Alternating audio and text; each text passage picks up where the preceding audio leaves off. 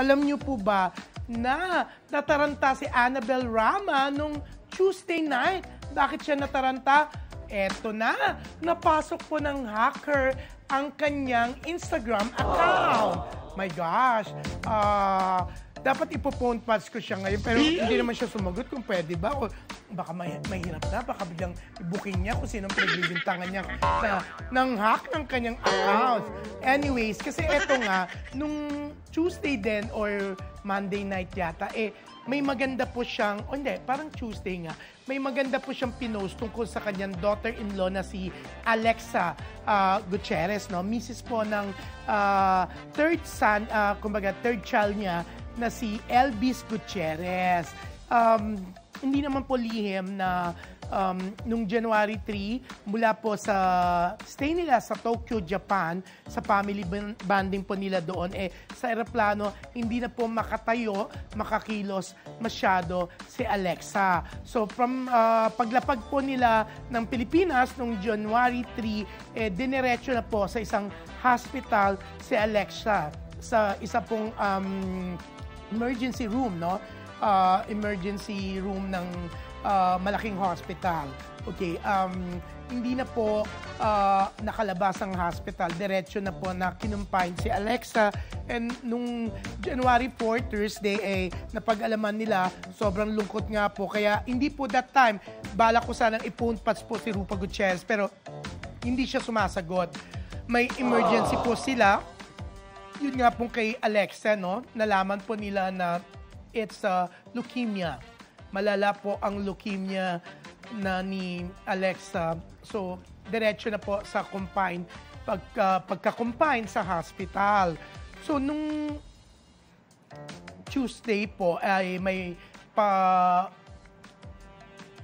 tribute po si Annabel Rama kay Alexa. Napaka-madamdamin po yun. Sinabi rin niya, nagbiro pa nga si Tita Annabel na hindi baling kalbo po si Alexa, pinakamagandang kalbo naman daw po si Alexa para sa kanya. Sobrang madamdamin ang post na yon ni Tita Annabel na nag-comment pa nga po si Alexa. Very emotional, maganda ang comment ni Alexa. Nung gabi po ng Tuesday, ang sabi kasi ni Tita Annabel, bukod nga sa abang pinapa-post niya yon, ginagawa niya yung message. Kasi siya yung gumagawa mismo ng message. Sinusulat niya po yon. May mga papel po siya, no?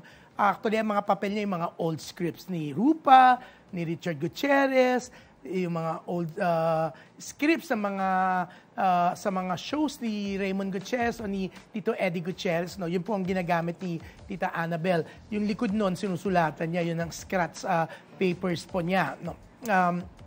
Sinusulat niya yon bago niya ipapost sa kanyang assistant, talaga naman naiiyak siya dahil nga sa patribute niya sa kanyang daughter-in-law na may leukemia. Sinabi rin niya doon na wag mag-alala si Alexa, na nandun silang dalawa ni Tito Eddie para umalalay sa mga anak ni na Alexa at Elvis habang nagpapagaling nga si Alexa, kina Arya at Ezra. Pero nung gabi niya nga po ng Tuesday na babalikan na ni Tita Annabel yung kanyang post dahil gusto niyang basahin ulit yung madamdaming reply, comment doon ni Alexa. Nagulat siya na hindi niya na makita ang post na yon. Tinawagan po kami ni Tita Annabel para humingi ng tulong kasi may alam kami, syempre may pagkateke din kami, no? So, nagulat din ako na wala na nga. Pero sa Facebook account niya ay hindi nabura po.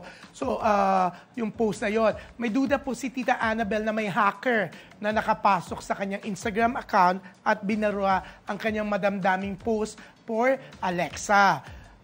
Ang nangyari po, kaagad nanghingi ng tulong si Tita Annabel para mapalitan ang password po ng kanyang Instagram account na natagumpay naman po siya. Actually, pati doon sa mga ibang cellphones ng mga kasama niya, na-log out nga po yon. Kasi bago na ang kanyang password. So, na-shock talaga siya sa pagkakawala nun. So, yung post niya sa Facebook, kinapi and paste niya at pinost nga po ulit niya si Alexa. Yung nakita niyo po kanina, no? Kalbo na nga si Alexa. So, nag-comment ako doon, nag-comment mga ibang kaibigan ni Tita Annabel. Si Rupa naman nagsabi, every step of the way po ng pagpapagaling, pagpapagamot ni Alexa ay hahawakan nila ang kamay nito, di ba? Napaka-sweet. Pero yun nga, na loka talaga si Tita Annabel na napasok ng hacker. Wala po siyang ibang pwedeng pagbintangan, kundi talagang may nakapasok sa kanyang account. Yun nga lang, mabuti na lang po, napalitan ka agad niya ang password. Siyempre, inutos niya po yon kasi hindi po teke si Tita Annabel, no? Pero meron siyang pinagbibintangan. Ano ko sana siya, i-phone patch, pero mahirap na, baka masabi niya. Actually, 2 tao po ang pinagbibintangan niya. Ang duda niya, actually, na